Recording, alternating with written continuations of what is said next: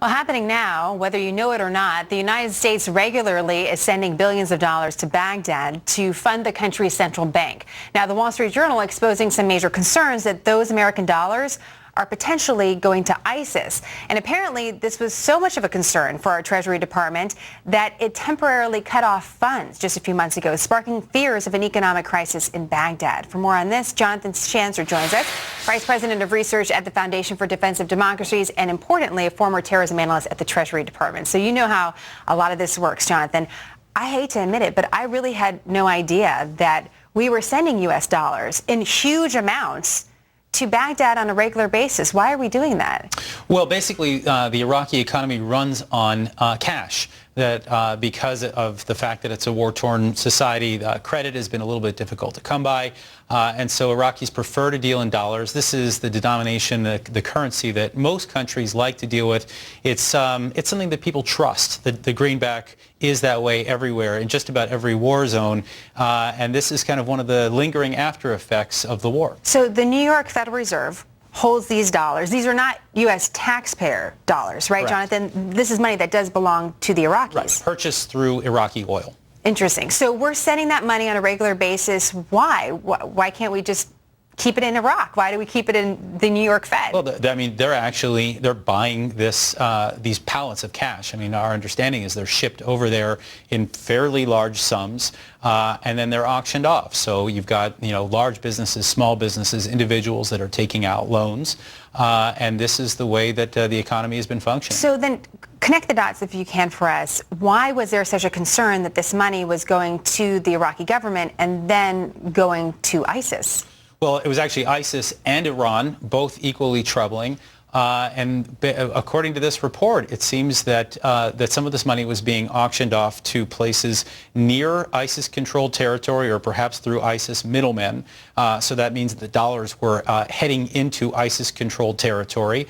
And also, we know that Iran has had a significant influence in Baghdad since our announcement that we were intending to leave. Iran has very slowly but surely been strangling Iraq, and so they were also benefiting from these dollars. What's your understanding of how much better we've gotten at following this money? Because what happened several months ago is that the United States said, no, we're not going to send any more money. Then we decided, okay, it looks like we have a little bit of an idea of what's happening there, some more controls, and we ended up sending $500 million in crates to Baghdad to kind of catch up to make sure that an economic crisis didn't happen inside Baghdad. So what now? Is it safer? Right. Well, I mean, I've got to assume that it's safer. It looks like the Treasury's got a better handle on this. But I think we've got to point out here that ISIS controls significant chunks of Iraq. And so you've got to be incredibly careful where you send that cash, where you allow these loans to be taken out. And of course, the fact that Iran has significant control over Baghdad, it seems like it's kind of a foregone conclusion that they're going to benefit from this in some way or another. Should we continue doing this? Look, this is ultimately up to what Treasury's intel is showing and how much they're able to control this.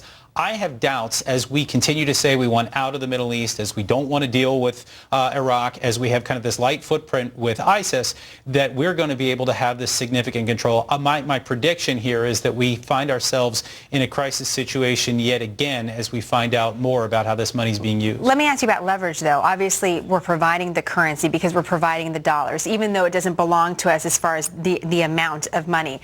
Why aren't we using that for more leverage? If we really want influence within Iraq and we set up the central bank, this was part of the repercussions of the war, is it the opportunity for leverage, for intelligence gathering? Is there something there for us? Look, there is leverage. The problem is that we've basically said that we don't have a problem with Iran any longer, through the nuclear deal. And so the Iranians are going to have their way over there regardless. We're talking about leaving Iraq to the extent that we can.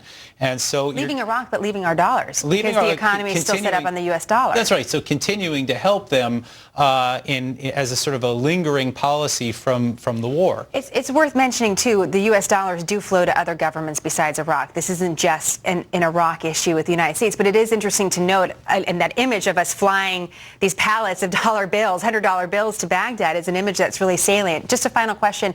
What does this tell us about the concept of nation building as we look in the Middle East about what's next? It's incredibly complicated. And I think the real point here is that when you withdraw, when you decide to make a big policy move like we have in getting out of the Middle East, it's not just that we might find our weaponry in the hands of the wrong people. It's not that you might just find the territory's been taken over by your enemy, but also that your economy is being leveraged as well. It's really fascinating. We do concentrate a lot on the weapons, and now the cash is something else we have to watch. Jonathan, it's good to see you in person. We have to do this more often. I enjoyed it. Anytime.